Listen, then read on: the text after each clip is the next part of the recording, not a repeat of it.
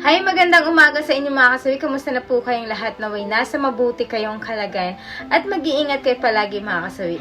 At syempre, isa na naman sa mga masugid natin na followers yung ating pagbibigyan ng kanyang topic mga kasawi at na-request. Eto na po. Madam, bakit yung ibang babae habang nag-sex sila ng asawa or jowa nila parang patay sila?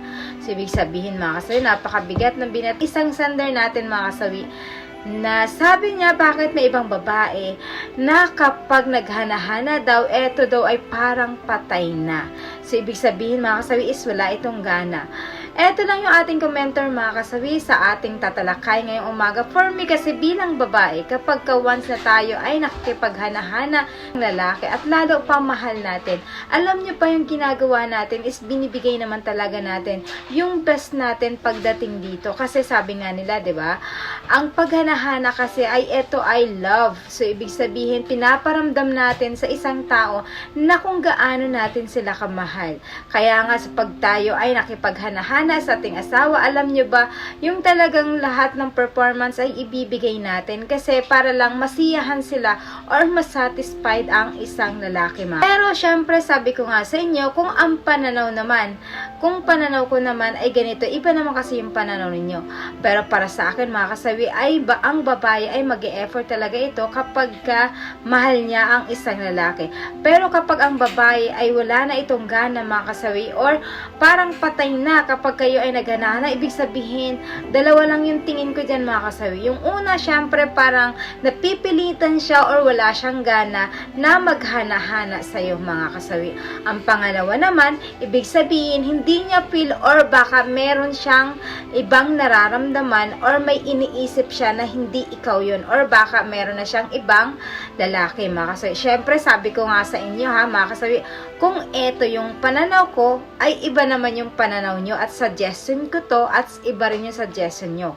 Pero para sa akin kasi, kapag ganito yung kinikilos na isang babae or ginagalaw na kayo ay maghanahana, ay para na lang siyang patay na wala na siyang ginagawang paraan pagdating dito mga kasawi. Ibig sabihin, wala na talaga siyang interest na kayo ay mag-love making kasi sabi ko nga, ang love making kasi ay isa talaga yan sa pinaka-importante bilang kayo ay mag-asawa kasi nga, pinapakita nyo kung paano nyo kamahal ang isa't isa, ba diba?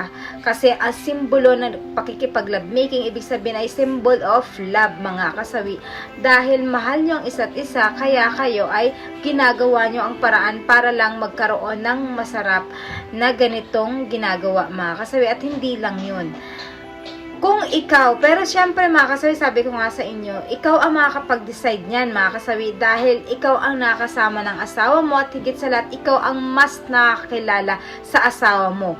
Pero based lang ito sa ni-request mo, ayan lang yung nagiging suggestion ko sa'yo at naging commenter ko sa'yo dahil base yan sa binasa ko sa ni-request mo sa akin mga kasawi.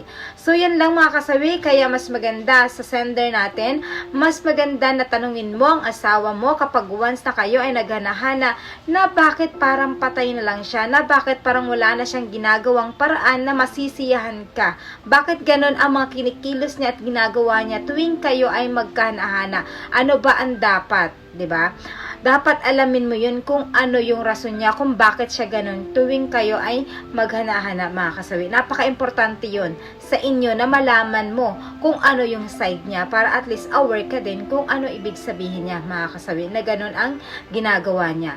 So sa ating mga commenter, pwede kayong mag-comment mga kasawi, baka mas may marami kayong alam pagdating dito. At syempre mga kasawi, sa mga hindi pa po nakapag-subscribe, pwede na kayong mag-subscribe, pwede na kayong mag-follow para updated kayo sa topic ko araw-araw.